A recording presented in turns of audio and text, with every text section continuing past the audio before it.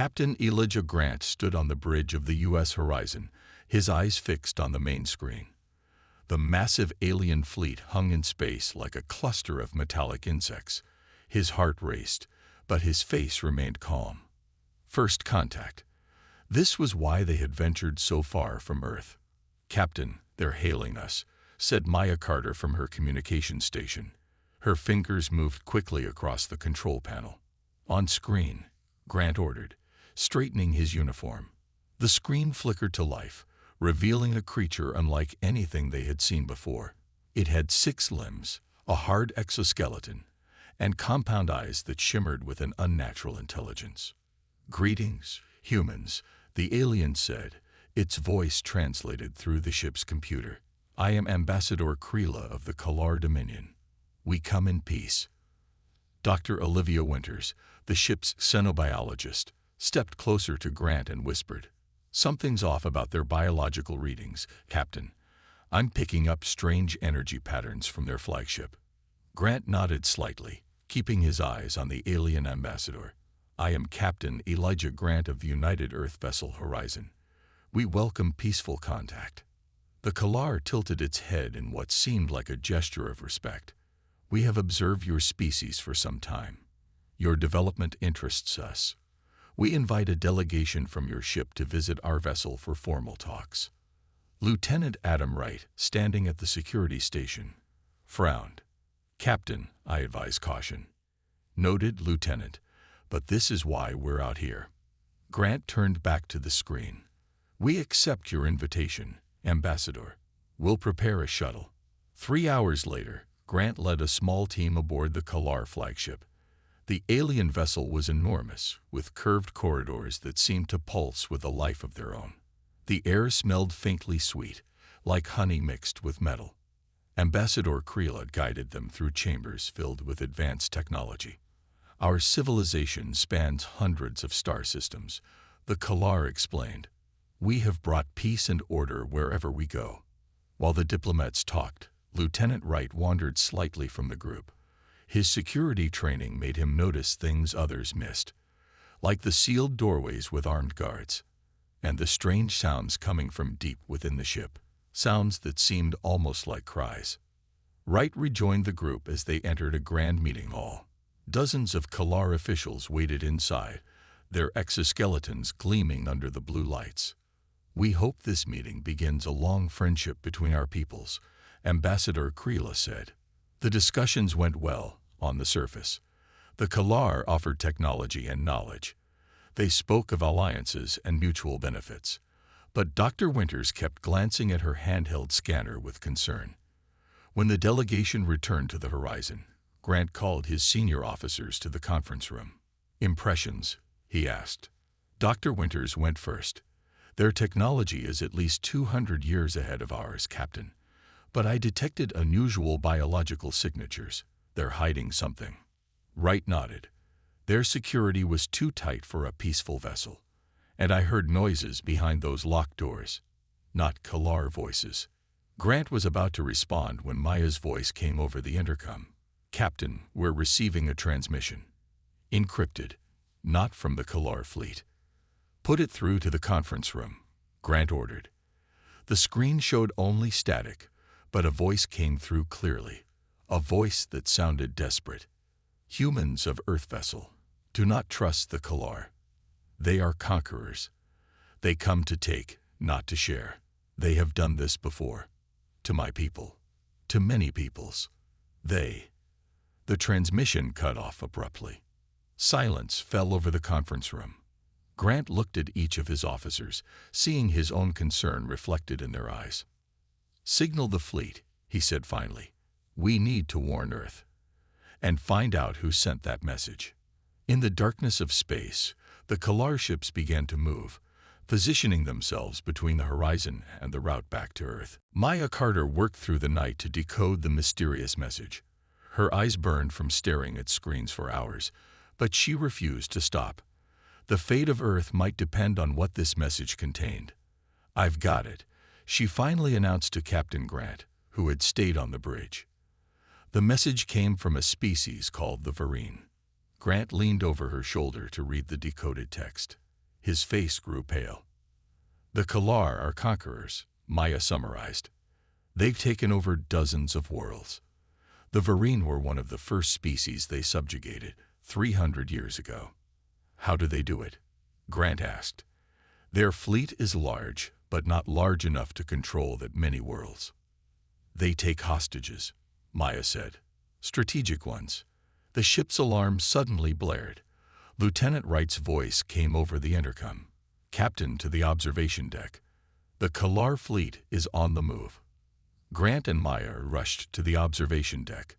Through the viewport, they watched as Kalar ships broke formation, heading in multiple directions. "Track them," Grant ordered. Wright brought up a holographic map. Red dots showed the paths of the Kalar vessels.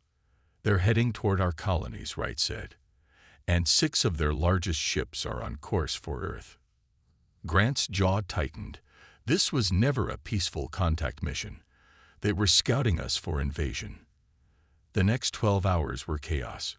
Grant sent warnings to Earth and all human colonies. The horizon raced back toward Earth, but the Kalar ships were faster. "Sir," Maya called out, "we're being hailed. It's not the Kalar." A small battered ship had appeared alongside the horizon. When its pilot appeared on screen, Grant saw a slender being with pale blue skin and large, sad eyes. "I am Nixville of the Varine," the alien said. "I sent the warning. Please, let me come aboard. I can help you." Grant gave permission, and minutes later, the Varine visitors stood on the bridge. Up close, Grant could see scars on Nixville's arms and neck. "The Kalar will attack your world soon," Nixville said. "They follow the same pattern every time. First, they will demonstrate their power. Then they will take what they most value." "What do they want?" Dr. Winters asked. "Control," Nixville replied. "They are a hive mind species. Individual thought threatens them. They seek to bring all intelligent life under their control." "How do we fight them?" Grant asked. Before Nixville could answer, the ship's communication system activated. A new face appeared on the main screen. A Kalar with red markings on its exoskeleton. "I am General Zixthar of the Kalar Dominion," the alien announced. "Your world now belongs to us. Resistance is futile." Behind the general, Earth's orbital defense stations exploded in silent bursts of fire. Daniel Harrison grabbed his daughter's hand as they ran through the crowded streets of Chicago. Above them, Kalar ships filled the sky, their hulls gleaming in the morning sun. "Stay close, Nicole," he said, pulling his 12-year-old daughter through the panicked crowd. 3 days had passed since the Kalar began their invasion. Earth's defenses had crumbled quickly. The aliens' weapons disabled electronics and paralyzed military forces. Now, ground troops were landing in major cities.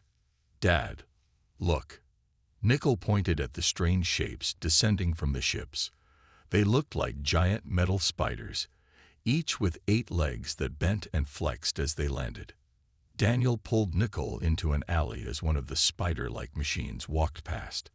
Inside its clear dome, they could see a Kalar soldier controlling it. "We need to get to the evacuation center," Daniel whispered. They moved carefully through back streets. The evacuation center was in a school gym 10 blocks away. The military was trying to get civilians to safe zones outside the cities. When they reached the school, soldiers in dirty uniforms directed people inside. Daniel and Nickel joined the line. "Name?" a tired-looking soldier asked when they reached the front. "Daniel and Nickel Harrison," Daniel answered. The soldier looked at Nickel, then checked something on his tablet. His expression changed. "Sir, children go through that door for special transport," he said, pointing to a separate exit. "We stay together," Daniel insisted. 2 more soldiers approached. "It's for their safety, sir. The children's transports have better protection." Daniel felt uneasy. "We've heard rumors. Children not reaching the safe zones." "Propaganda," the soldier said firmly. "Now step aside for the next family." More soldiers surrounded them. Nickel squeezed her father's hand. "Dad, I'll be okay," she said, trying to sound brave. Before Daniel could protest further, a loud explosion shook the building. Plaster fell from the ceiling. People screamed. Kalar attack! Someone shouted. In the chaos that followed, Nicole's hand was torn from Daniel's. He tried to reach her, but the crowd pushed him back. Nicole! He screamed. Nicole! He caught a glimpse of her being rushed through the side door with other children. Then soldiers were pushing everyone else toward emergency exits. Outside, smoke filled the air. Daniel tried to go back for Nicole, but a soldier tackled him. The children's transport already left, the soldier told him. They'll be safe. In orbit above Earth, General Zixthar watched the collection operations on a large display screen. Beside him stood President Aaron Mitchell, the human leader who had been forced to surrender after the Kalar threatened to destroy entire cities. Why are you targeting children? Mitchell demanded. Zixthar's compound eyes glinted. They are the key to your species' compliance. And to our future. The general turned to his subordinate. Begin the assimilation program. Phase 1. 6 months passed since the Kalar took over Earth. Daniel Harrison lived in an abandoned subway tunnel with 20 other resistance fighters. His beard had grown long, and his clothes were dirty and torn, but his eyes burned with determination. The patrol schedule for Sector 7 is here, Daniel said, spreading a hand-drawn map on a makeshift table. They moved the children between facilities every 2 weeks. Rebecca Coleman, a former elementary school teacher, pointed at a mark on the map. My source says they're holding at least 50 kids in this building. Daniel nodded. That's where we'll go next. The loss of Nicole had driven Daniel to join the resistance. Every day since, he had worked to find her and the other children taken by the Kalar.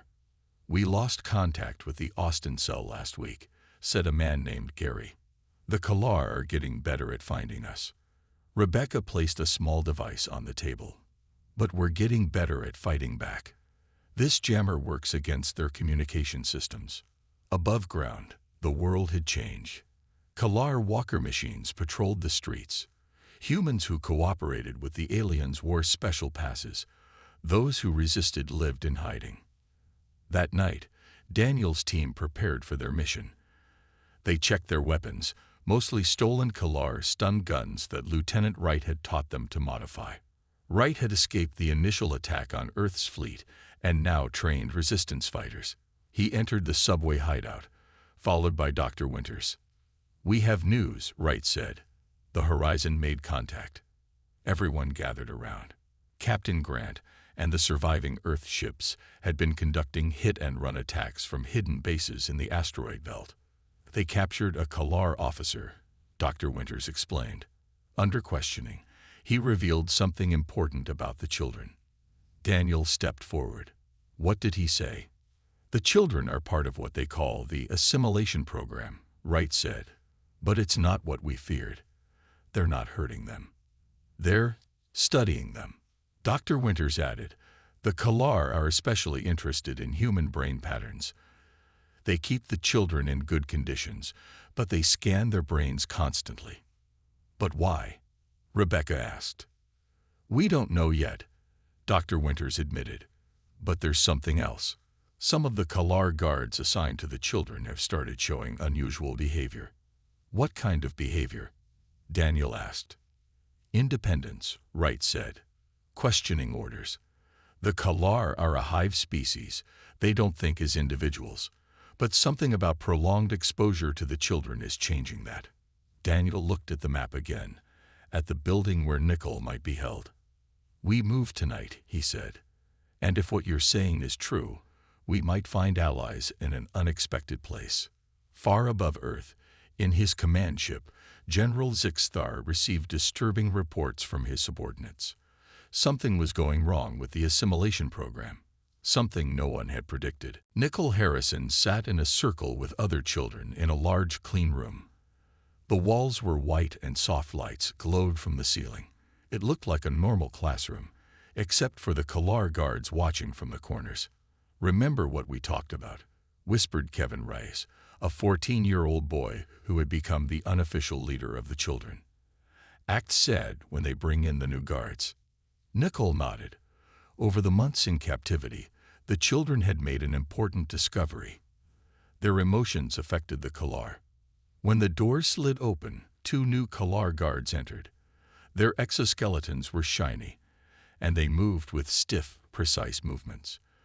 The children knew these were fresh guards, recently assigned from the main hive. As planned, Nicole and the others put on sad faces. Some of the younger kids started to cry softly. The new guards twitched their antennae, clearly uncomfortable. An older guard named Vrock approached the new guards. His movements were different, smoother, less mechanical. He had been guarding the children for months. They require comfort, Vrock told the new guards. Approach slowly and lower your posture.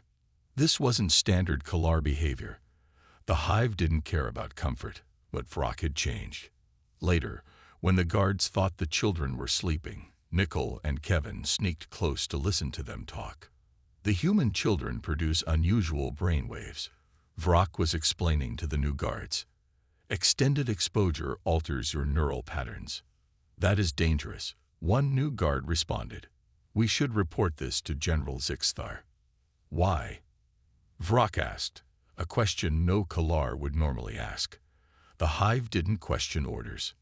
Miles away, Dr. Winters and the Varine representative Nixval were making a breakthrough. The scans confirm it, Dr. Winters said, studying data on a hidden computer. Human children produce theta brain waves at frequencies that interfere with the Kalar hive connection. Nixval's large eyes widened. The Kalar took your children to use them as control mechanisms. In our case, they took our elders who held similar wave patterns. But they didn't anticipate the side effect. The children are changing them, Dr. Winters realized, breaking their connection to the hive mind. On his command ship, General Zixthar reviewed disturbing reports. The Kalar soldiers assigned to guard the human children were showing alarming signs. They were asking questions, making decisions without consulting the hive. Some were even refusing to rotate out of their assignments. Impossible, Zixthar hissed. For 10,000 years, the Kalar had conquered worlds by taking hostages with specific neural patterns, using them to strengthen hive control. But with humans, something had gone terribly wrong. Increase the isolation protocols, he ordered. No guard should remain with the children for more than 1 day. But it was too late. The change had already begun to spread through the Kalar ranks. Captain Elijah Grant looked at the holographic map of Chicago. Red dots showed Kalar patrol routes, while blue marks indicated resistance strongholds. The children are being held in these 5 buildings, Grant said, pointing to green circles on the map. We hit them all at once. After months of guerrilla warfare, the human resistance had grown stronger. Ships from the surviving fleet, led by the U.S. Horizon, now worked with ground forces to coordinate attacks. The Kalar are vulnerable, Lieutenant Wright added. Their supply lines are stretched thin. And we've confirmed that many of their soldiers are showing signs of breaking from hive control. The plan was set. That night, 5 resistance teams would attack the facilities where children were held. The U.S. Horizon would create a diversion by attacking Kalar communication centers from orbit. Daniel Harrison checked his weapon one last time before his team moved out. The streets were dark under curfew, but they knew how to avoid Kalar patrols. As they approached the facility, something unexpected happened.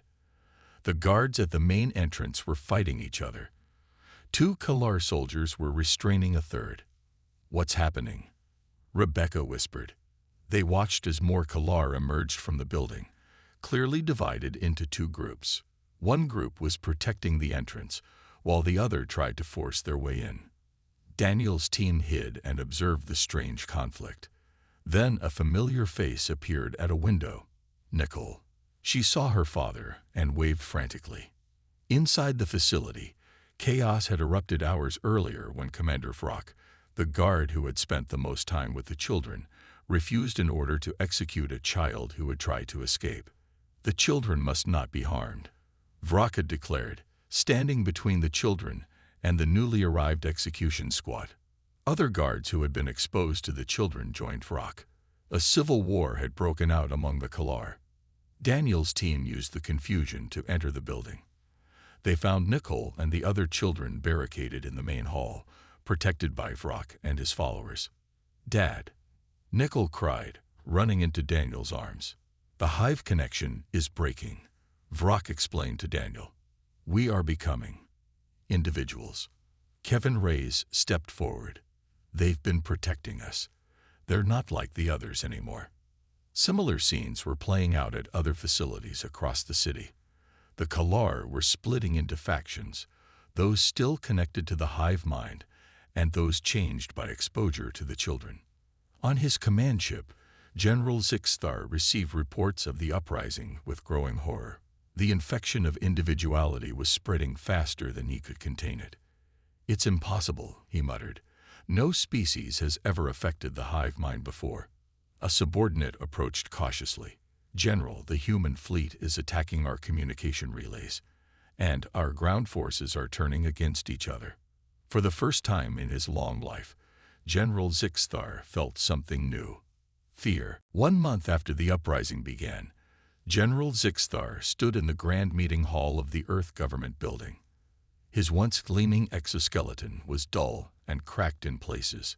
Behind him, the few loyal Kalar guards that remained looked nervous. Across from him stood Captain Grant, President Mitchell, and Daniel Harrison with Nicole by his side. Commander Vrock and several other awakened Kalar stood with the humans. "You don't understand what you've done," General Zixthar said, his voice lacking its former confidence. "For 10,000 years, the Kalar Dominion has ruled through unity of mind. We took strategic hostages from each world, beings with neural patterns that could strengthen our hive connection." Nicole stepped forward, unafraid. "But you didn't know what would happen with human children." General Zixthar's compound eyes focused on the girl. "No, your species was different. Your children's brains produce waves that don't strengthen the hive. They disrupt it." He looked at the human leaders with a mixture of fear and awe. "You took their children. We're finished." President Mitchell spoke firmly. "Your invasion is over, General. Half your forces have already broken from your control." "It's worse than that," Zixthar admitted. "The individuality is spreading through our entire species. Every Kalar who came in contact with a human child became a carrier. When they returned to our homeworld," his voice trailed off. Commander Vrock stepped forward. "We are not finished, General. We are beginning. For the first time, we know what it means to be individuals, to make choices, to feel." Reports came in from across the galaxy. On every world the Kalar had conquered, the hive mind was breaking down. The Varine and other subjugated species were rising up as their Kalar overlords fell into confusion. Nixville, who had helped the human resistance, addressed the gathering. "What happens next depends on both our peoples. The awakened Kalar need help adjusting to individual existence.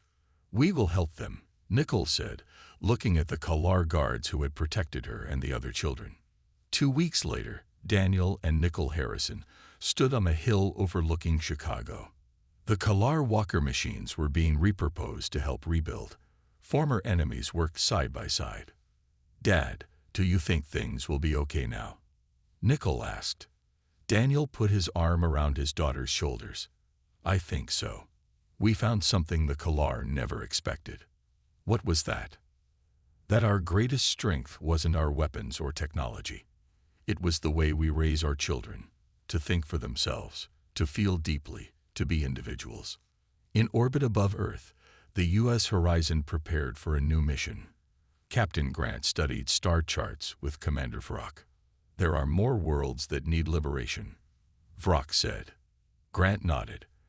"And more Kalar who need to learn what your people are learning now." Together, humans and awakened Kalar began the work of healing a galaxy and building something new, a future based not on control, but on freedom.